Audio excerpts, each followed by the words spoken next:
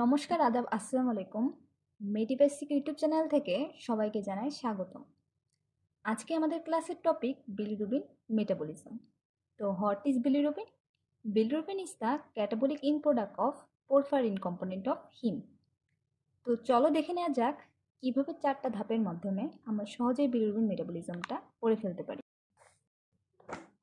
তো ফার্স্টেই দেখে নিই 4টা ধাপ কি কি। On production of the bilirubin, 2. Transport of bilirubin in blood bound with albumin. 3. Hepatic metabolism of bilirubin. And 4.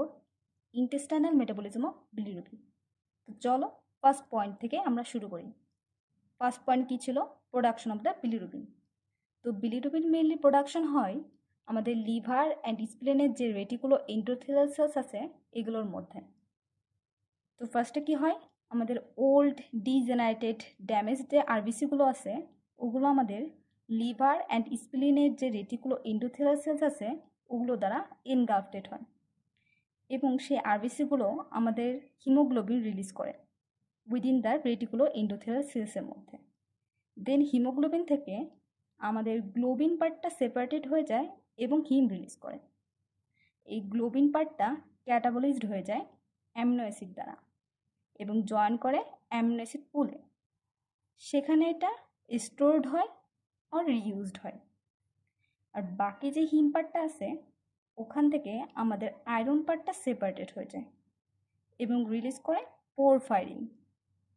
দেন এই পোরফাইরিনটা অক্সিডাইজড হয় কিসের মাধ্যমে? হিম অক্সিজিনেজের মাধ্যমে এবং ফর্মেশন করে বিলিভার্ডিন। তো এই বিলিভার্ডিনের রঙটা কি? বিলিভার্ডিনের রঙটা হচ্ছে গ্রিন।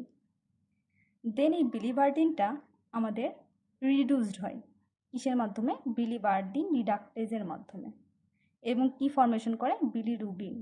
তো এই বিলিরুবিনের কালারটা কি? Orange red colour. তো চলো দেখে নেওয়া যাক আমাদের সেকেন্ড পয়েন্টটা কী ছিল। Transport of bilirubin in blood bound with albumin. তো আমাদের যে বিলিরুবিনটা ফর্মেশন হয়েছিল ওটা হচ্ছে আমাদের লিপিড সোলেবল বাট ওয়াটার ইনসোলেবল এবং এটা প্লাজমাতে সোলেবল হয় অ্যালবুমিনের সাথে বাইন্ডের মাধ্যমে এবং কি ফর্মেশন হয়?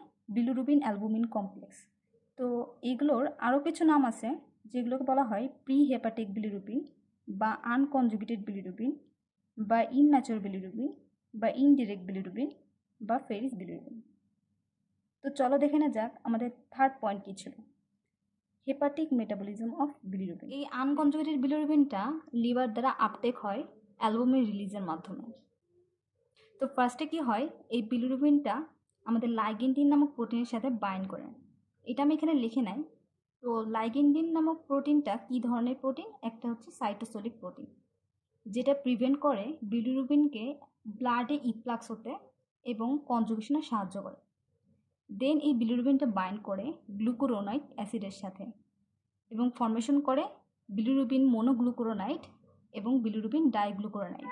বিলিরুবিন মোনোগ্লুকুরোনাইড ফর্মেশন হয় 20% অ্যান্ড বিলিরুবিন ডাইগ্লুকুরোনাইড ফর্মেশন হয় 80%। তো এটাকে মোট টোটালি বলা হয় বিলিরুবিন গ্লুকুরোনিক অ্যাসিড কমপ্লেক্স। তো এইগুলোর আরও কিছু নাম আছে। এগুলোকে বলা হয় কনজুগেটেড বিলিরুবিন বা কোলে বিলিরুবিন বা পোস্ট হেপাটিক বিলিরুবিন বা mature bilirubin or direct bilirubin. Then এই আমরা চলে আসি আমাদের ফোর্থ পয়েন্টে, সেটা হচ্ছে ইন্টেস্টাইনাল মেটাবলিজম অফ বিলিরুবিন।